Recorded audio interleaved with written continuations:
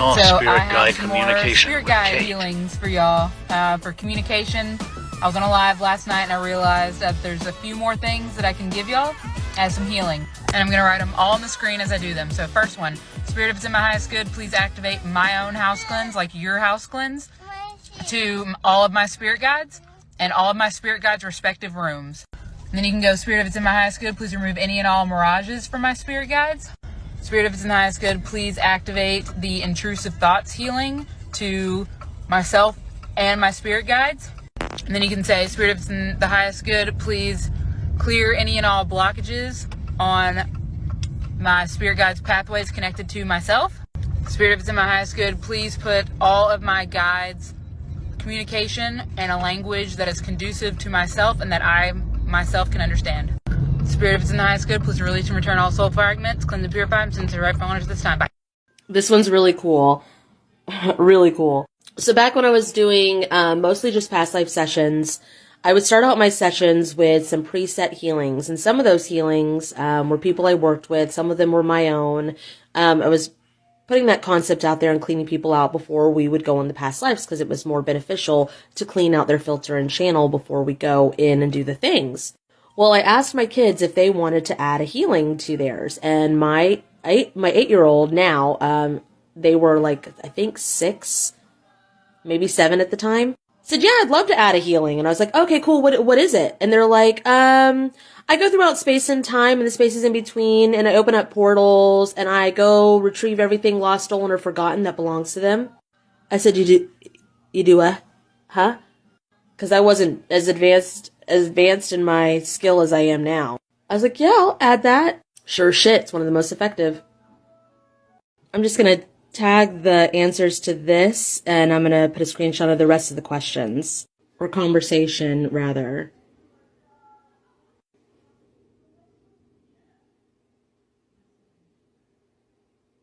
Okay, I'm going to tell you a super cool story.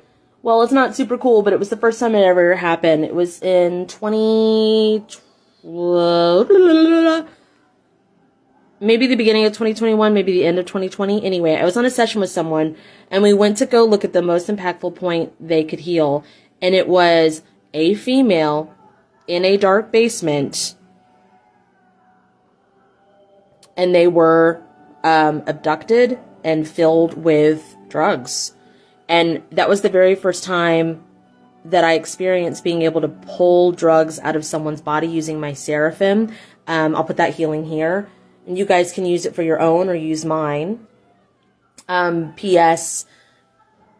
No, I won't talk about that. Anyway, so the person that I was helping, we were actually helping someone who was in a major city. It did feel like New York, helping their current person, like, pull out the drugs and escape. And that was the first time I was like, holy shit, that's why we have this, like, oversoul situation. So we can help each other out. So that person I was having a session with, we were healing and helping and saving a person in another, what you would call like a parallel universe, but it wasn't. It was our universe. It was just an oversoul situation, since our oversoul is in, like, it's split from the 24th dimension down and spread out everywhere. And I already told you, but I have a playlist called Oversouls that explains it more. But it's like most impactful point to heal, and it took us straight to this other person that, yes, we have our own consciousness, but we can, what people would call a walk-in sometimes, you can jump into someone in your oversoul and help save them. Another example I give of this is, like, if someone was part of my same oversoul and there was something I didn't heal in this lifetime, in the next lifetime, they could heal it for me. Like, I'm the same oversoul as Dolores Cannon.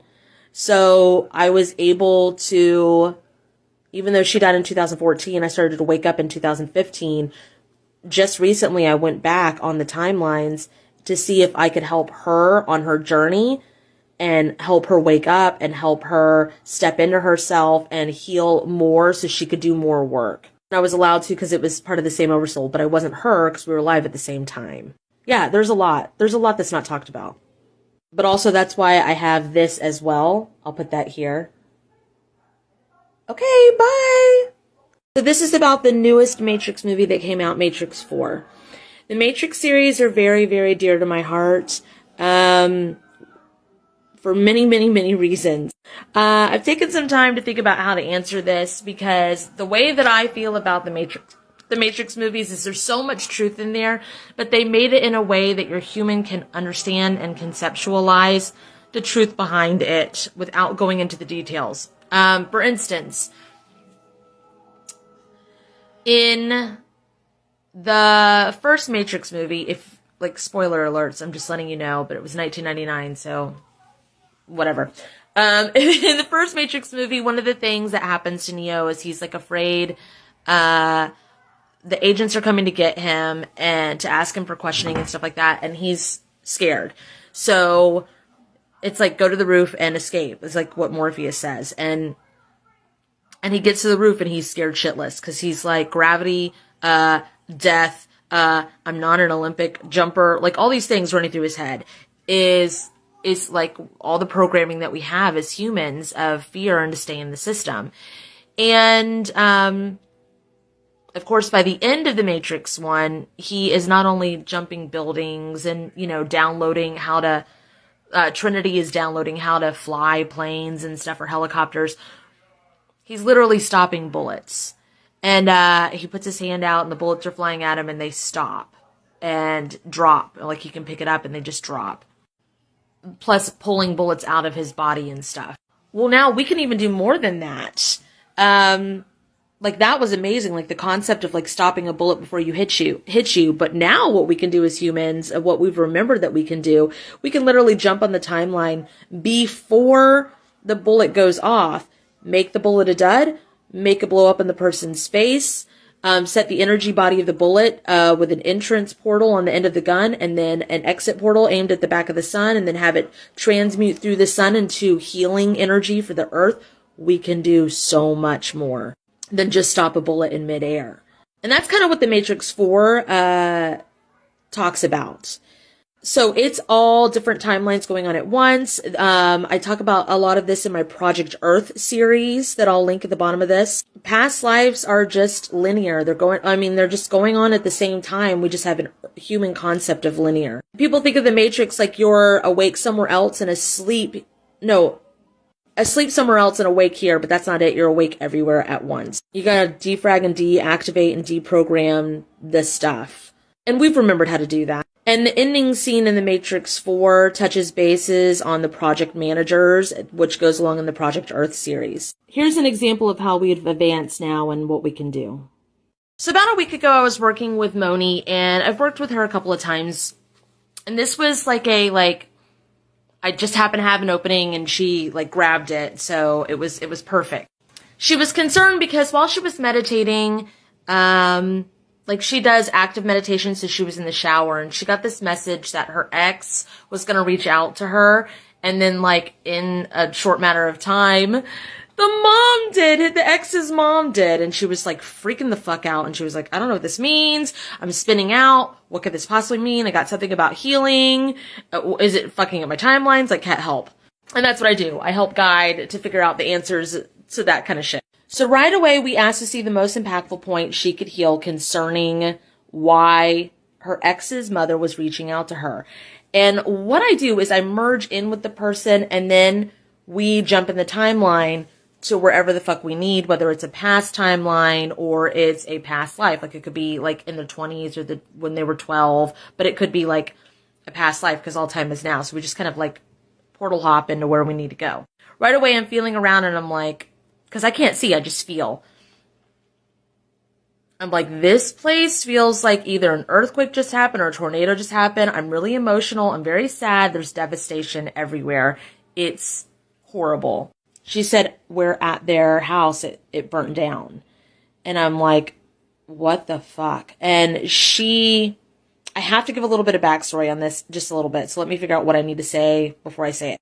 Basically, she was friends with her ex-boyfriend's sister, so she grew up in that house, but she didn't get to have the closure and reach out to them and help them in their time of need like she wanted to because it was an ex-boyfriend situation. So when it took us to the most impactful point we needed to heal, not only were we like back where the house burnt down, which she physically actually wasn't in. So this is like spirit guide form, which is really interesting because as we were going through the house to try to figure out where the fire even started to prevent it, I was like, bitch, you flying like Casper.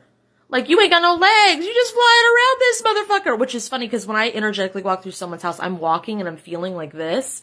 And she was just like, shoo, shoo, shoo. It reminded me of the TikTok, the trend where everybody was flying through the mansion, that filter, and it was like me on my way to get snacks after a smoke sesh. Like, that's what she reminded me of. Like Casper the fucking friendly ghost. I do want to get more detailed, so I am going to make this a 2-part story time because it's just fucking cool. Okay, so this next part I want to preface by saying, as of until this moment, until working with her, what we've been able to do is heal the trauma from the past, and then it energetically helps our future, and it aligns timelines. Like, we've been able to do a lot.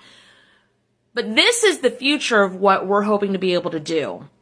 Now, this gets in the territory of, like, Mandela effect, so I do recommend going to see my playlist series of why we heal trauma, rewriting history, miracles, or just future you. And I will put them on the video for you so you can figure out where to go to look at more information for those.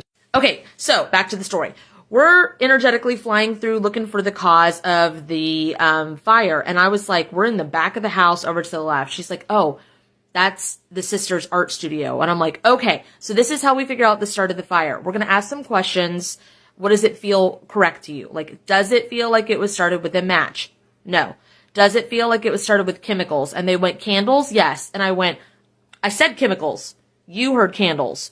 So, yes. Basically, the grandmother had lit a candle in there. The grandmother didn't live there. And she had like fog brain, like she wasn't thinking right. And she lit a candle and it ended up staying lit instead of being put out. And it was next to some acrylic paints. So because she was in an energy form and not present in that life, she was able to blow the candle out, prevent the fire, clean up the chemical stuff, clear out the grandmother's mind with soul's consent, like clear the fog brain out. And then one of the things I do in my sessions is like when we're walking through with people, I'm like, oh my God, I'm getting this like analogy of this. Like, I think you have a healing for this. So Moni had this healing where it was kind of like the Coraline scene where the walls unraveled and stuff. So she was unraveling the timelines and cleaning it up so that it didn't, so that the fire didn't happen. But this is mind-melting stuff. This is Mandela effect mind-melting stuff, and this can alter the timeline. So we, of course, ask to undo anything we shouldn't have done. We do that every fucking time, especially when it's something this major. And I told her, I said, please go check on the house the next day and see if it's there still. And it was weird. I told Kate about the story, and Kate goes, I'm getting that she's going to have to paint the house while she's sleeping. This was the text message I got the next day. This is so fucking cool. I love it. I love it. Even down to the like flying through the house shit. This is how I feel like a look into the future of the possibilities of what we can do, and we're right on the brink of it. And it's so exciting. It's such an exciting time to be alive. Humans are so much more than we've been told. Remember. Oh yeah, absolutely. Well, there's only 13 Oversouls, so all of us are a part of Oversouls. I'm hoping that eventually it'll be as common as like, oh, you're a Taurus, I'm a Taurus. Oh, well, what do you know? Well, my house is in, my 7th house is in this, and my 12th house is in this. And like, as much as everybody like gets to know their Vedic and, like Western astrology charts and their Chinese astrology charts, that's what I'm hoping the future is for finding out which Oversoul you're a part of. As the Oversoul split, it's like, oh, I'm in this Oversoul, but I'm not this person on the 8th dimension. I'm actually this person. Well, shit, I'm a soul fragment of this one. This one, I carry a little bit of this and this. It's so mixed up and so beautiful and so wonderful out there. Actually, the guy I'm dating, Ben, he is a part of my same Oversoul, but as I'm more of the masculine light, he's more of the feminine dark, and it's been a really cool journey. Not twin flames, Oversouls. I've met lots. I wanted to tell you guys about another healing session that I had last week sometime. So what I do is I merge in with the person. I put myself in their shoes. I become them so I can feel what's going on in the energy body. Kind of like an IT tech or a Maytag repairman. We go in with the preface of like cleaning you off and like figuring out your circuitry and like putting things in order. And basically I have a lot of the manuals memorized is the best way to put it. So I know the phrases to say for the things that are happening and to feel around and be like, here, let's try this, blah, blah, blah, blah, blah. And then the things happen. So I was working with Jennifer, and when I was merged in with her, I kept getting this like intense pain through my head and through my body. She did as well. I was trying to figure out what the fuck this is. And I was like, okay, I'm getting this. I was like, do you know about restaurant, like big, like restaurant stuff in the back, like the industry or industrial size things? And she's like, yeah, I mean, like, I get the concept of it. And there's a lot of it that I know that I don't, you know, for whatever reason.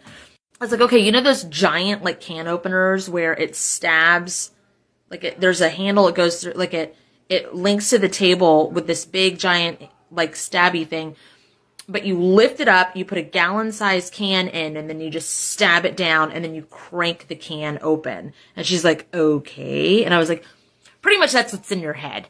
I didn't get the can opening part, just that part. So I was like, okay, what I want you to do, because I'd rather help someone remember how to do this themselves instead of me doing it for them, because it's more empowering.